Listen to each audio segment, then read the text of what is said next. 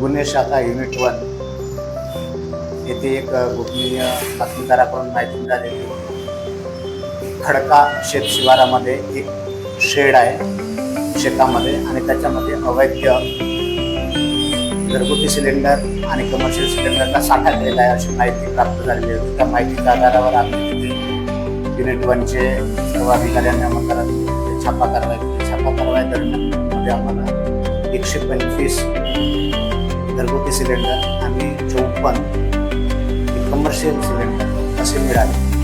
तसेच तिथे 2 व्यक्ती मिळून आलेले आणि दोन्ही व्यक्ती हे राजस्थानमध्ये जोधपूर जिल्ह्यातले आणि तिथे ते कमर्शियल सिलेंडरमध्ये घरगुती गॅस कमर्शियल सिलेंडरमध्ये भरताना त्याच्यासाठी जे लागणारे साहित्य आहे मशीन रिफिलिंगचे आणि पाईप वजन काटे असं सर्व तिथे साहित्य मिळून आलं. आणि काही सिलेंडर त्यांनी बोलेरो पिकअप व्हॅनमध्ये ठेवलेले होते जे पुरवठा करण्यासाठी वापरण्यात येत. असा एकंदरीत आम्ही तिथे 11,31,700 रुपयाचा मुद्देमाल हस्ता केलेला. 2 आरोपितांना आम्ही ते ताब्यात घेतलं. तसेच एक त्यांचा जो पार्टनर होता तो जोधपूरला गेलेला होता 3 दिवसापूर्वी, त्यांना सुद्धा आरोपी बनवण्यात आलेले आहे. तसंच जो शेतमालक आहे त्यांनी यांना किरायानं दिलेलं होतं 8,000 रुपयाला ते शेड, त्यांना सुद्धा आरोपी करण्यात आलेला आहे. आणि पुढे जाऊन आम्ही तपास करताना असं माहिती प्राप्त झाली की भवानी एजन्सी त्यांनी त्या मोठ्या प्रमाणात सिलेंडर्स आणलेले होते, त्यांना सुद्धा त्या भवानी जे मालक आहे त्यांना आरोपी करण्यात आलेला आहे. प्लेस आहे ती भवानी गॅस एजन्सी आहे. पुढचा तपास पोलीस ठाणे हिंगणा येथे सुरू आहे. या गुन्ह्याची मोडस होती ते मोठ्या प्रमाणात घरगुती सिलेंडर घेऊन यायचे आणि ते कमर्शियल सिलेंडर मध्ये भरायचे आणि ते कमर्शियल सिलेंडर घेणारे जे व्यावसायिक असतात त्यांना ते थोडेफार कमी दरामध्ये त्यांचा ते पुरवठा करत होते अशी आम्हाला माहिती प्राप्त केलेली आहे. तपास हिंगणा येथे सुरू आहे.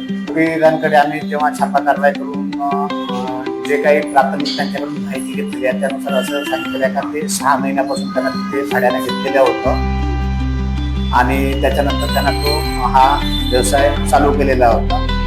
घरगुती सिलेंडर घ्यायचे आणि कमर्शियल सिलेंडरमध्ये भरायचे आणि ते धोकादायक सुद्धा होतं. त्याच्यानुसार आम्ही BNS 287चा सेक्शन त्याच्यामध्ये लावलेला आहे आणि तसेच जीवनावश्यक वस्तू अधिनियम 3 आणि 7 हे कलम लावून त्यांच्यावर आम्ही गुन्हा दाखल केले. हे मूळचे आरोपी राजस्थानचे जोधपूर येथील आहे आणि ते 6 महिन्यापासून इथे राहत होते. आरोपीचं नाव जे आम्ही ताब्यात घेतलं आहे त्याच्यामध्ये सुशील कुमार जानी आणि दुसरा एक आहे प्रकाश खिल्लेरी असे 2 जण आहे आणि मूळचे दोघे जोधपूर येथील आहे. 5-7 वर्षापासून नागपूरमध्ये विविध वेगवेगळ्या भागामध्ये ते राहायला होते. आता सध्या या घटनास्थळावरती 6 महिन्यापासून राहत.